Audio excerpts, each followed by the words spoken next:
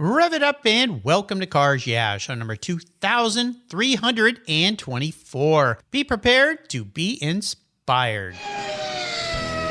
This is Cars Yeah, where you'll enjoy interviews with inspiring automotive enthusiasts. Mark Green is here to provide you with a fuel injection of automotive inspiration. So get in, sit down, buckle up, and get ready for a wild ride here on Cars Yeah.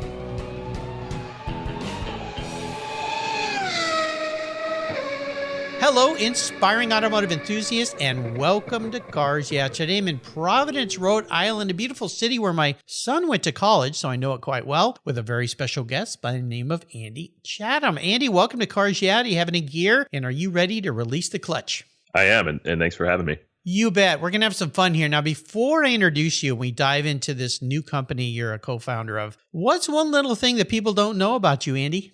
Well, I've lived all over the place, and I've spent a lot of time in my first part of my career, first 10 years, saying yes to lots of different opportunities that have taken me to live in a bunch of different cities in the U.S. I have been in upstate New York and in Ithaca, New York. I've lived in Las Vegas for 3 years. I lived in Washington, D.C., New York City, Bay Area, Los Angeles, and now I've come back home to Rhode Island, where I live now, and very frequently travel to Detroit and in New York as well. So I'm kind of all over the place. And yeah, most people don't know that about me, but I guess if you spend a lot of time with me, it becomes pretty obvious that I like to move around a lot. Yeah, I guess so. Now, when you say back home, is Providence kind of where you grew up? Yeah, I went to high school in southern Rhode Island, and most of my family lives in the area around here. It's a beautiful area. I got to know it, as I said, when my son went to school there at RISD, and we would go back and visit. And yeah, really unique part of the world. I'd never been there before. Very old compared to out west here, here, anything's older than 50 years, you think it's ancient. But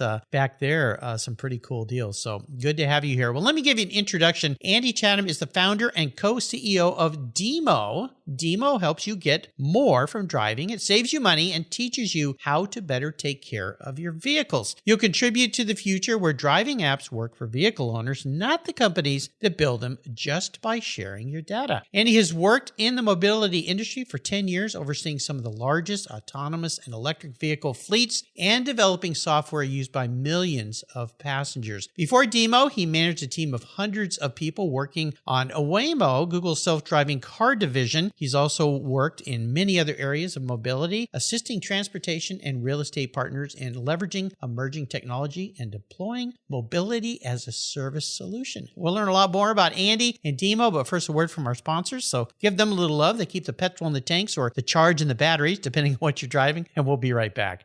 Years ago, when it was time to renew my collector car insurance policy, my carrier's rates went up. Way up, but my usage was the same and I never made a claim. I didn't even have a ticket. So what's with that? So I turned to American Collectors Insurance. Has your collector car insurance recently raised your rates for no good reason? Tired of paying an annual membership fee? Then it's time to look around and call American Collectors Insurance. I shopped around, I asked friends for recommendations, and found a winner that I can trust. And boy, I'm glad I did. I saved hundreds of dollars every year and slept better at night knowing my baby was properly insured. American Collectors Insurance have been protecting vehicles since 1976. They provided me with an agreed value insurance policy backed by their history of taking great care of their clients. What could be better than that? So give them a call and ask for a quote today. 866-ACI-YEAH. That's 866-224-9324. And protect the ones you love like I did with American Collectors Insurance. Classic car insurance designed by collectors for collectors. Did you know that Cars Yeah is in the top 1% of all podcasts based on listenership according to Libsyn, the premier RSS feed for podcasts in the United States? That's right. Plus, DuPont Registry recommended Cars Yeah is one of their top 10 car podcasts for you to enjoy. Cars Yeah has experienced tremendous growth, plus your ads are evergreen, meaning they never go away. And more listeners find Cars Yeah every day for their daily dose of automotive inspiration. Do you want to expose your brand to a highly targeted list of automotive enthusiasts in a very unique and very personal way? Well, I can help you. Contact me, Mark Green, at mark@carsyeah.com or through the website at carsyeah.com today to learn more.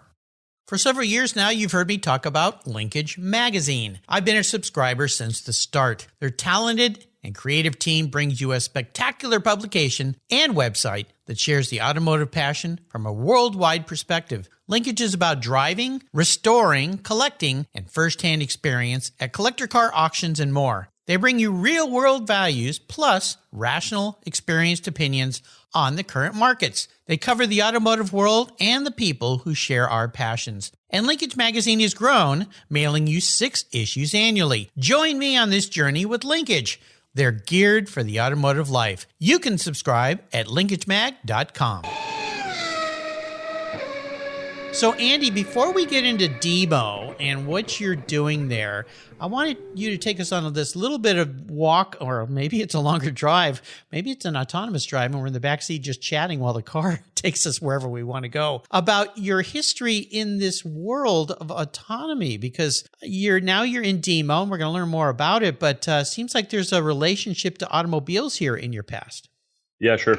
And I've always considered myself very much a mobility person, and that kind of sits alongside the automotive world. And I'm did not grow up as a car person. Have come to love them a lot more. Really getting into the weeds on DIMO in the last couple of years. But yeah, I had a very interesting opportunity early in my career to start thinking about mobility a little bit differently. I was working on a real estate project that grew out of Zappos.com, a subsidiary of Amazon in Las Vegas, where we were redeveloping a huge piece of land in downtown Vegas and thinking pretty deeply about what new mobility offerings would bring to master plan real estate development, and got to build electric vehicle charging infrastructure and shared bike systems and work with Tesla to build one of their supercharging stations in this area that we were focused on, and got to look into what autonomy and electrification were going to do to transportation back in 2012 to 2013, when everything was kind of still up in the air. And now it seems fairly obvious that these things are going to impact the future in a pretty significant way. No kidding.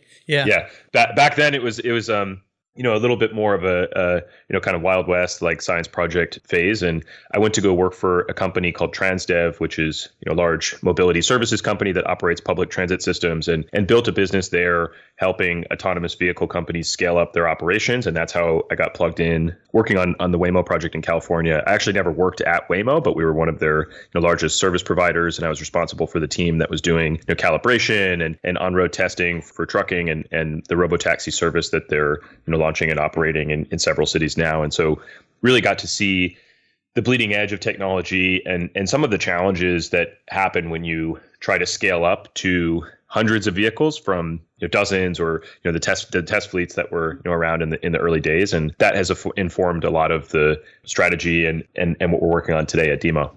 Wow, fascinating. So you are one of these people working on this stuff back when the rest of us are going, autonomous? What? Electric? Yeah. Huh? I don't know if that's ever going to happen. You were guys in the background making this all gel, because there's so many moving parts of this thing and so complex. And being in Las Vegas, I had a guest on the show from a company called Halo, where you summon a Halo car that drives to you with nobody in it. You get in it and drive around, and you just park it and leave, and it goes back to I know those guys and went to go visit them when we were in town for CES, and I absolutely love what they're doing. I think the insight they have around the first and last mile of a trip, and that is much easier to automate, particularly when the vehicle is empty, is something that I think is really powerful. And we need more people working on alternate approaches and technologies that can enable the kind of things that they're working on.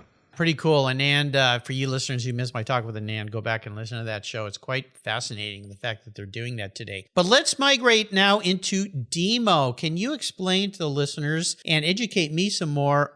What is DIMO? Why, as a co-founder, have you created this business, and what is it going to do for us? Yeah, so DIMO is actually an acronym. It stands for Digital Infrastructure for Moving Objects. And okay, there you go. That's reflective of the fact that we look at what we're building as a platform for connected vehicles. We think it's really the first open connected vehicle platform, which means that anybody can integrate any device into it if they want. So typically today that's cars. Cars are just the biggest category of IoT devices out there. And then once those devices are connected to the platform, you can build any kind of app or service or integration that uses the data from those cars. And users are able to stay in control of their data and how it's used the entire time. So we've been working on this for about 2 years, and we have over 12,000 cars connected to the network today. So it's about $300 million worth of cars streaming all of their data into this platform. And users are starting to share that data with folks that can provide them cheaper financing, cheaper insurance. We have people interested in building games on top of the platform for road trip tracking or racetrack data collection. And really anything you can imagine that would use data from cars can be built on top of DIMO. And we think it's really important that users and fleet owners stay in control of the data from their cars, because we've seen how important that data is going to get as the cars start to do more and are basically turning into computers on wheels. And so as the cars integrate deeper into the electric grid and start driving themselves on the highways, we have a bunch of plans for how DIMO can fit in and help that world be a little bit more pleasant and enjoyable to live in. So it sounds like to me, Andy, you have spent much of your career life living in the future. Yeah, yeah, that's true. That definitely is something that anybody who knows me pretty well would say. A big part of DIMO is trying to bring that future to the everyday consumer and make it so that you have an app for your car and it's something that's useful and it's kind of running in the background and helping you out with your life. We look at a lot of what we're doing as bringing the potential benefits of future technologies to everyday people and making it so that it's something that doesn't make their life worse. Because I've seen a lot of people get really excited about new technology, but it actually ends up making people's lives more inconvenient or reducing their privacy or something like that. Well, you touched on a couple things there, and I want to dive a little deeper into this. Let's talk first about the word data and acquiring data and controlling data, because that's one of the things that scares people lots of times. And yep. This day and age, we all have to be so careful because there's these other people out there that love to get their hands on this stuff and do stuff to us. And it becomes quite frightening quite often. Sometimes I want to just say, I'm just going to back off all this because... Yeah.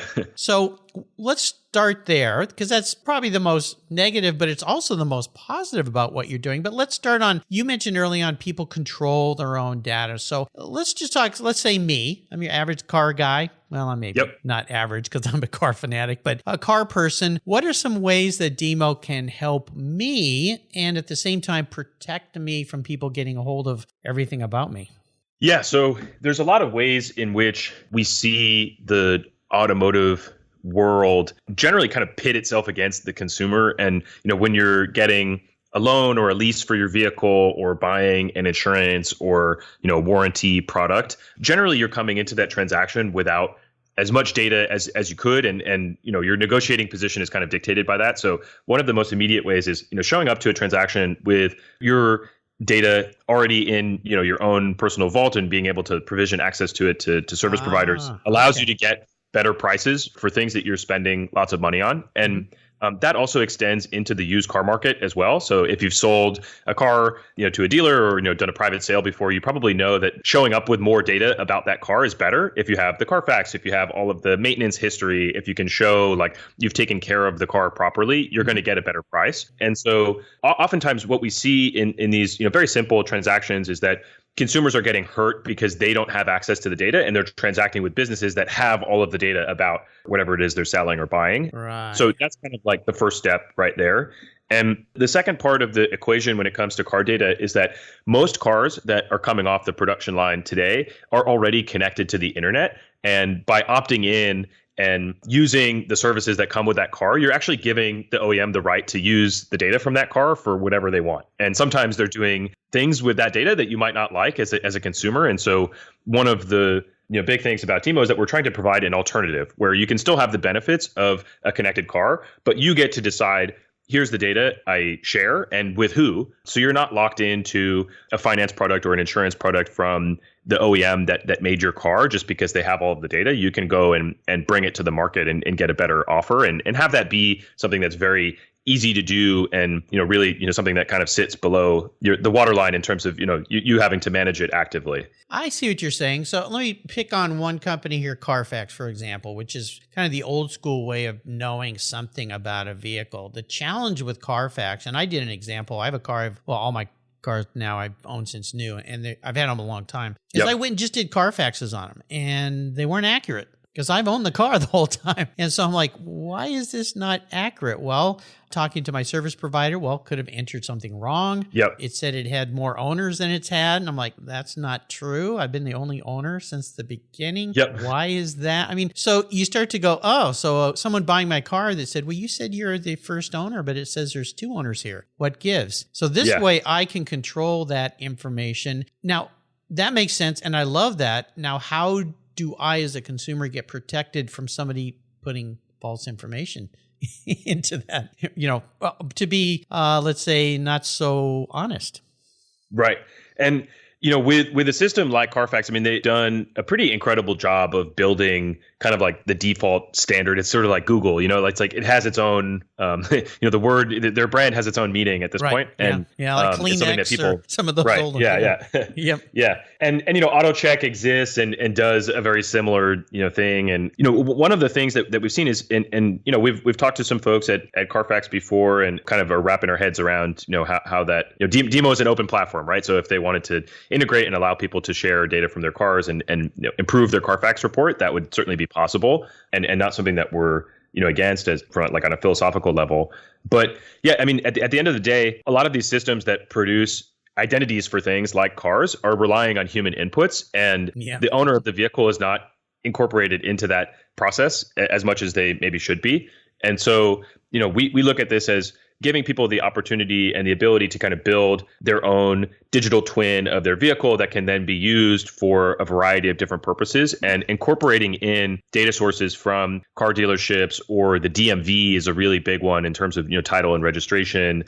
Insurance companies proving that the car is insured is a big deal when you're going to buy or sell it. And, having that be a much more permissionless and open system, I think will ultimately benefit consumers quite a bit. And one of the areas that we think, will also is sort of non-obvious at the beginning is that it will allow people to start to develop apps and services for cars much more cheaply than they otherwise could have. And that's something that's really been kind of holding innovation back in the industry quite a bit, because, it's sort of like we're in the flip phone era of cars still, where like, you get a car and you get a car and like it has, sort of all of the apps and services it'll ever have. And like, if you want to add something to it, like maybe it gets an update, every quarter or so, but you can't just like start writing an app that runs on the data from that car. And so we're trying to really bring it into kind of like the Android and iOS era. And we look at DIMO as kind of like, an operating system for cars that is open and allows people to have this permissionless innovation environment. And if you wanted to build a better competitor to Carfax or help them improve their service, it would make it much easier to do that. Well, the other part of it you mentioned earlier is the fact that cars today are computers on wheels. And so the cars are keeping track for us of a lot of things. A good example is when you buy, let's say I love Porsches. So when you go to buy a newer Porsche, you can plug that thing in and see if it ever has had any over revs on the engine, which you would never know until you do that and you go, okay, this could be causing a problem. Older cars, of course, we don't have that. But moving forward, as you live in the future, Andy, you're the future. I'm going to call you Future Man Andy from now on. The fact that cars will be recording this for us so that, again, we know more of what we are getting, which is always a good thing. And the record keeping doesn't rely on humans. The car just does it. So you just kind of plug it in. And like I have a nephew that works for Tesla. He used to work for Volkswagen, and he does all of his work from home on a computer, even when people need help fixing their cars. And for being a mechanic guy like me way back, turning wrenches, this is such a foreign concept. I'm kind of learning to get around it, but you young folks are helping us older guys figure this all out. So we appreciate you very much. I love it. DIMO. I'll make sure to put a link to DIMO's website so you can go and read more and learn more about what they're doing. I like to ask people about what are driving inspirations, people that are mentors or influential in your life. You've no doubt worked around a lot of very smart people. Is there somebody that stands out for you that was quite helpful in your career as you were rising? Yeah, I mean, I've been very lucky to have really only 2 or I guess 3 jobs. In college, I ran a moving company for a couple of years. And when I graduated, I worked at at this company that kind of spun out of Zappos, which had a very unique organizational culture and, had this insane dedication to customer focus and, had quite a unique company culture. And I was really fortunate to work with a bunch of people there that, I didn't realize it at the time because it was my first job out of college, but, was exposed to a bunch of, very futuristic ideas and kind of like first principles thinking around how to build an organization and learn from some really great people there. And my boss, Zach Ware, was somebody who, I still am very close with and is a good, sort of like mentor and advisor. And then, after that, when I went to work at Transdev, was really fortunate to have a pretty deep relationship with a lot of the folks on the leadership team there. And that was kind of like, much more like traditional corporate environment. I got the ability to travel around a lot and see lots of different cities and ways of doing business, not just in the US, but around the world. So, the biggest thing for me has really been just taking in lots of different perspectives and trying to map them to value system and beliefs that have stayed pretty consistent over time, but like constantly updating the model as I get more information and meet new people. And yeah, a big part of that I think has been staying and focusing on like a very limited number of things for a long period of time. But as you noticed pretty early on, like staying very curious about the future and what new things might be coming up next.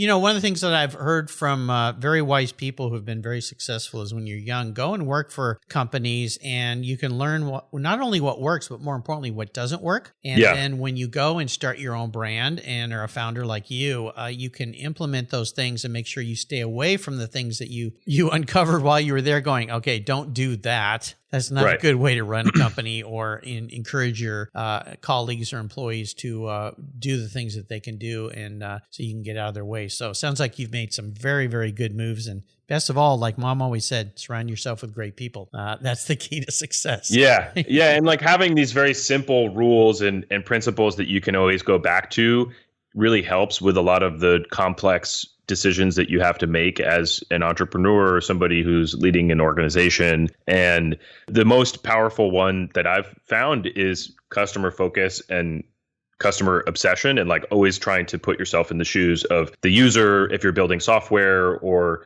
the customer if you're selling a hardware device. And that's something that I think with pretty much every decision, like how does this impact the ultimate user and customer is really important. And you see in large organizations how the number of layers that you put between the people making the decisions and the customers that are impacted by them can really set up some of these kind of like corporate death spirals where yeah.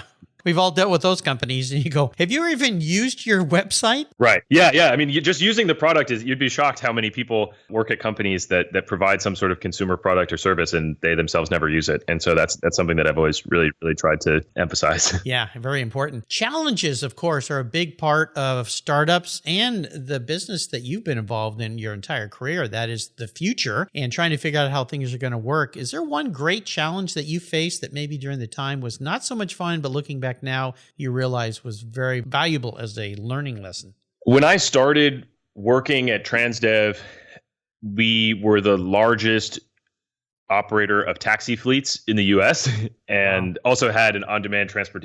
They called on-demand transportation. It was Super Shuttle, Execucar, taxi fleets. And Uber and Lyft were just starting to get into airports. And they hired me as this, young guy to help, come up with part of a strategy to make sure that the taxi business could evolve into, something more useful. And ultimately, it was a very frustrating experience for multiple years trying to very classic like innovator's dilemma type situation where, these tremendously successful businesses that were still operating profitably saw this, upstart challenger get to pretty incredible scale and take advantage of this zero interest rate environment to raise billions of dollars and operate largely unprofitably for many years. And just going through that whole experience and seeing that business school case study scenario play out in real life was really informative because it allowed me to put actual human lived experiences into these, things that have before that kind of been very hypothetical. And it allowed me to see the extent to which it's really hard to change and to steer a ship in a different direction when you've been heading one way and for so long. And also the extent to which you can be really, really right about one thing and wrong about a ton of other things and still be successful, which is, what I'd argue that Uber and Lyft were quite successful in doing, and breaking up some of the monopolies on on-demand transportation, being much more consumer focused and like handling the payments and driver ratings and like, the few things that they did get right, they got really, really right. That ultimately resulted in a huge shift. And I think something similar, it's not going to be the exact same type of disruption. And the automotive industry is orders of magnitude bigger than the on-demand transportation industry. So like there's much more, kind of like deeper societal impacts here. But, certainly something similar is coming along as we look at automation and electrification. And yeah, it's obviously something that we think a lot about at DIMO. So it's been valuable to have that experience and to kind of map that against the present state of reality and what might happen in the future. Yeah, reality and the future, the two that never seem to collide. Yeah. This begs me, and I like to ask my younger guests this question, your opinion on the EV world. This has been, it kind of feels to many people I've spoken to and myself, it's kind of being crammed down our throats here a little bit, or maybe a lot, depending on your perspective. But what's your opinion of EVs? My opinion is that I think whenever you get into a situation where people feel what you're feeling, where it's something is being forced on them, then I think you're running the risk of creating some very large unintended consequences. And I think about EVs, especially pure EVs. I'm in the market for a car right now, so I'm actually looking at plug-in hybrids, and I think that's like a really, really good model, especially the plug-in hybrids that have range extender motors, which is kind of a technical detail, but it's something that I look at and I say it's probably too soon to say as a society, like we should move over completely 100% to EVs. Like this is the way of the future, right. Connect them all up to the internet. Like we'll have them all centrally controlled somewhere so they can get all these over the air updates. And like this stuff is an application of a new technology at such a scale that is inevitably going to produce some pretty concerning unintended consequences. Why have all the cars stopped running? Right. Yeah. And so I definitely worry. I worry about, and you can conflate electrification and automation and, connected vehicle technology all together, because in a lot of ways, like that is how things are being rolled out. And like, I think it's quite possible that just might be too much change all at once.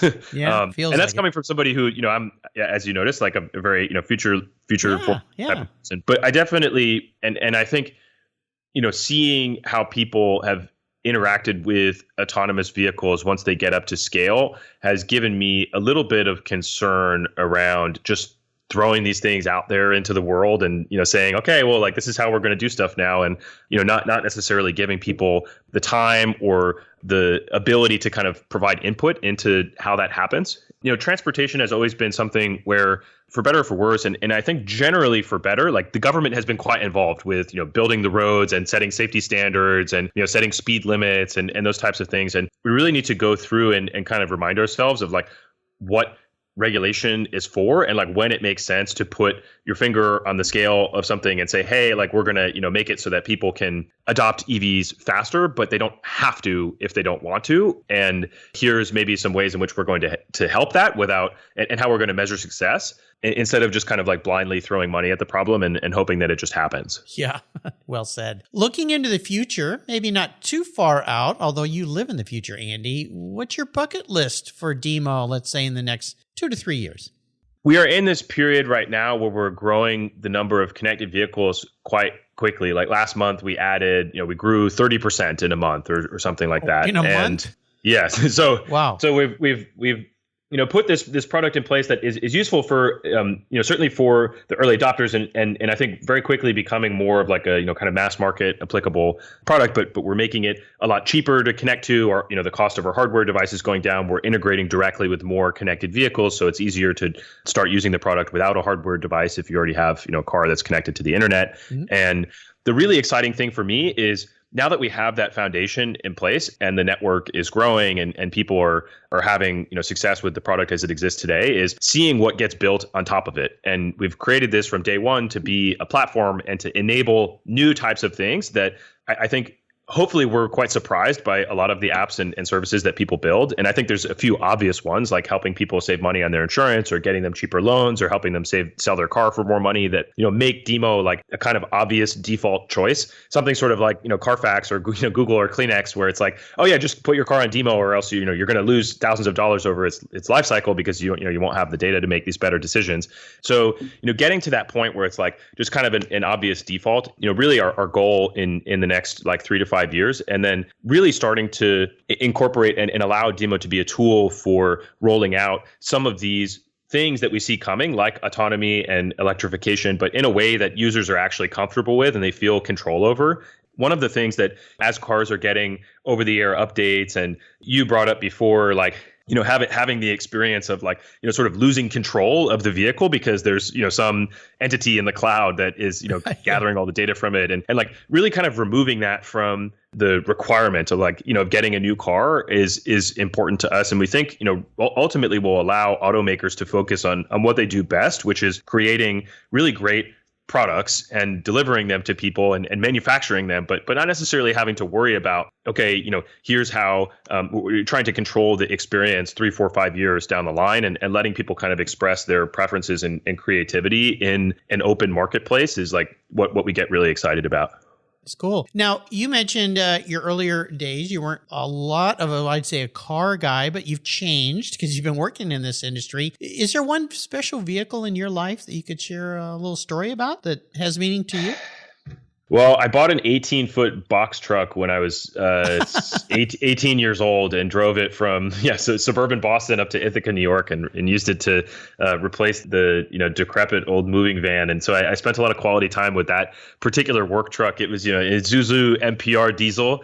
And I also had a 2004 Volkswagen Jetta diesel that I drove across the country multiple times. And, it was like my first car. I bought it with all the money I made at the moving company, working over the summer. And so it was like my prized possession at that point in my life. And I really ran it into the ground. Bought it for like $8,000 and sold it for $800 to a guy with neck tattoos, like 8 years later and, 200,000 miles on the odometer. But I really love that car. And yeah, had a lot of special memories with it.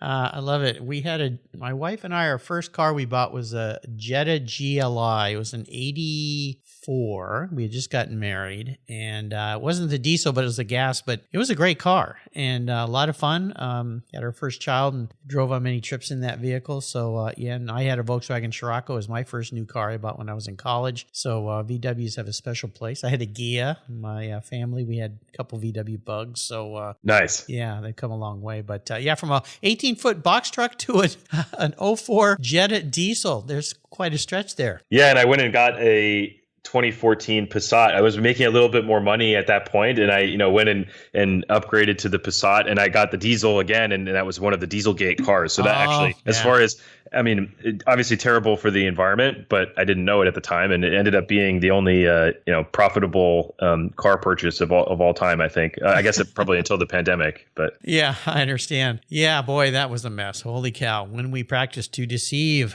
the web that we build sure gets us tangled a lot. Boy, that trickled into Porsche and all sorts of stuff. So what a mess. Yeah, and that was really one of the first incidents that I think had people thinking very deeply about the role of software in a car, because ultimately it was a piece of software that was kind of at the core of the whole deception there. Yep. That was certainly one of the first times in which people started to think about how that could be used and some of the unintended consequences there. Yeah, that was shameful. So, well, let's crawl into your head. I'm a bit of a car psychologist here, and this will be an interesting question for you as an emerging futuristic car guy. If you were reincarnated or manifest as a vehicle, this isn't what you want to be, though. This is some kind of vehicle that relates to you as you perceive the man in the mirror. What would you be and why?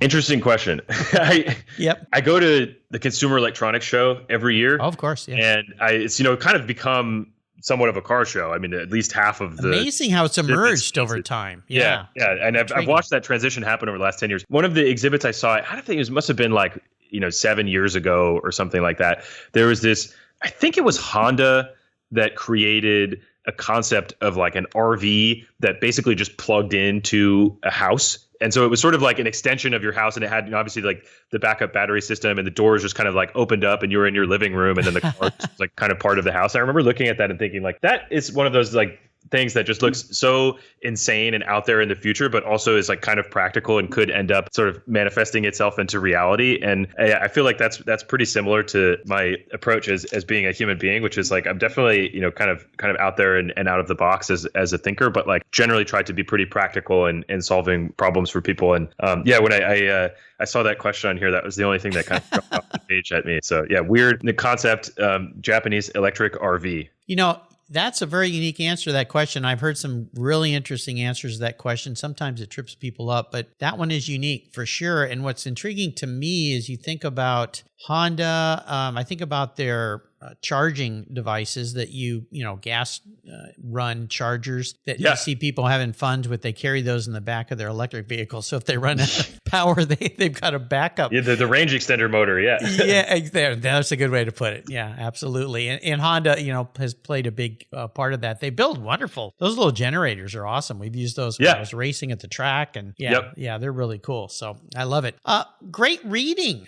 We love to share books here. Is there a great book that you've enjoyed that you could share with us?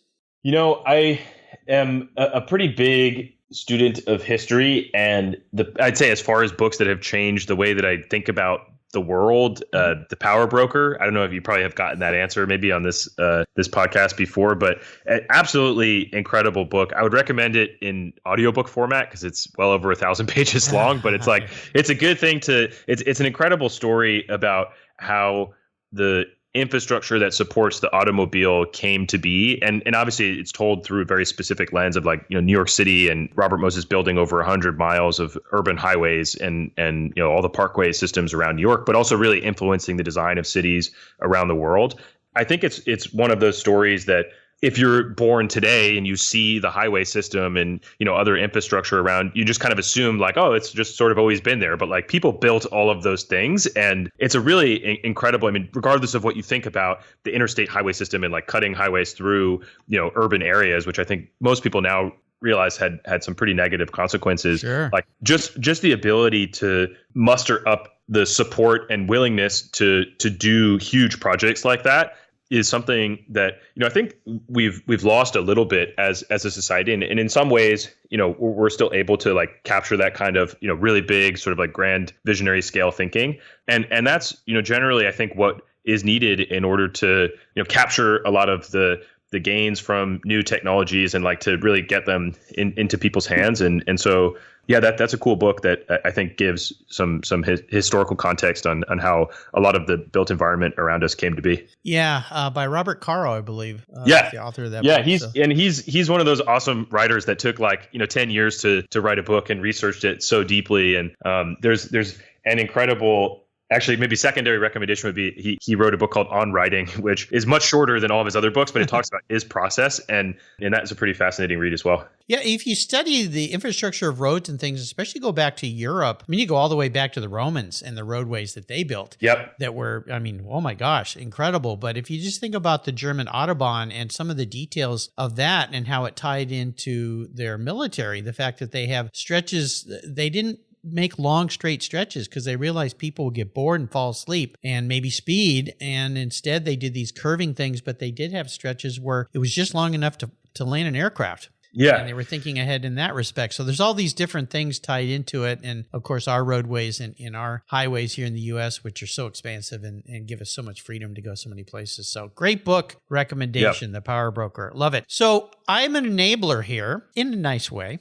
I'm going to enable you to go on the ultimate drive. So I'm going to park any car you'd like in your driveway. You can take it for a drive. But here's the key. You can take anybody with you, even somebody from the past. So, if you want to go for a ride with the original Mr. Tesla, you could do that as well. Tesla and a Tesla is kind of the obvious. That would be. I'm sure you've gotten that answer before a couple times. Yeah, but what does the ultimate drive look like for you? Man, anybody from history. It would be pretty wild to take somebody like from very far back in history. Like I don't know, you could take like George Washington and drive him over the George Washington Bridge. Yeah, that would be pretty incredible. Yeah, I guess if it was like a a single. I would either go extremely high tech and want to have like, the kind of like latest in automated driving technology and like, really comfortable interior, or I would go, extremely manual and have a like classic, stick shift, roadster or something. I'm not, like I said, I'm not such a car guy, so I'm not going to, spit out like the actual make model year here. But